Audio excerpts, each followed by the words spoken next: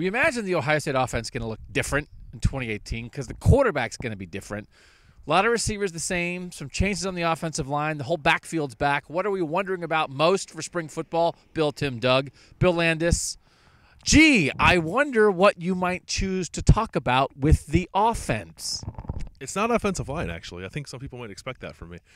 Look at me. Offensive line was so like 2016 Bill Landis. Yeah. You're all about skill. Vegas skill.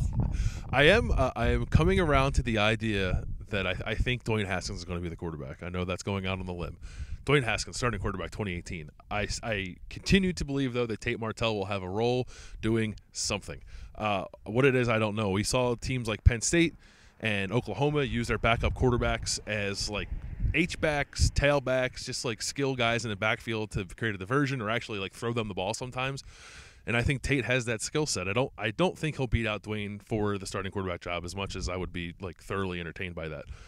But I think he's just so dynamic. He's so different. He's got Braxton Miller type stuff to him in terms of elusiveness.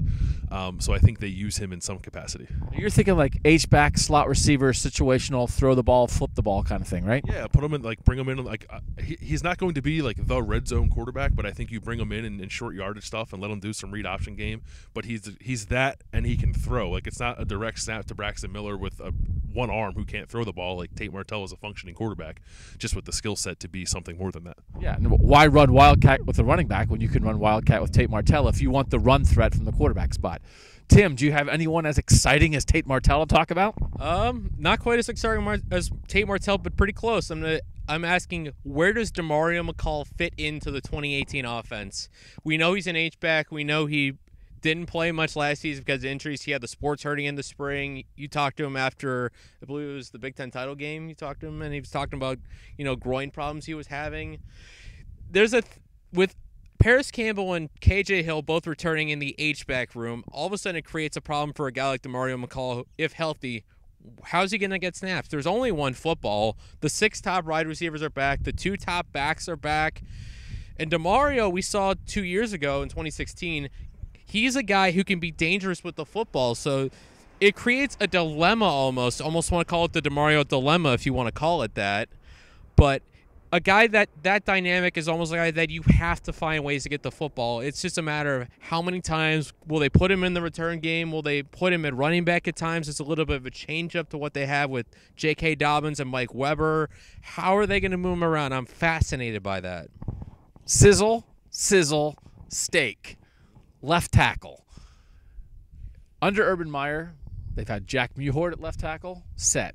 Taylor Decker at left tackle, set. Jamarco Jones at left tackle, set. This year they have a lot of options, but I'm not sure exactly what they're going to do.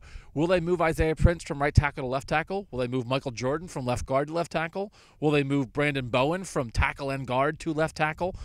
There are options there, but I'm curious to see how they move these pieces around. And it's really easy to take left tackle for granted when you have a future NFL guy there playing very well, which they've had the whole time under Urban Meyer. We think it's going to be Isaiah Prince. We think Isaiah Prince can do a good job, but I'm curious to see if that's what actually happens and to see how he actually handles it. Because if that doesn't go as smoothly as planned, you will notice it. He's Tim. He's Bill. I'm Doug. We've broken down the entire team.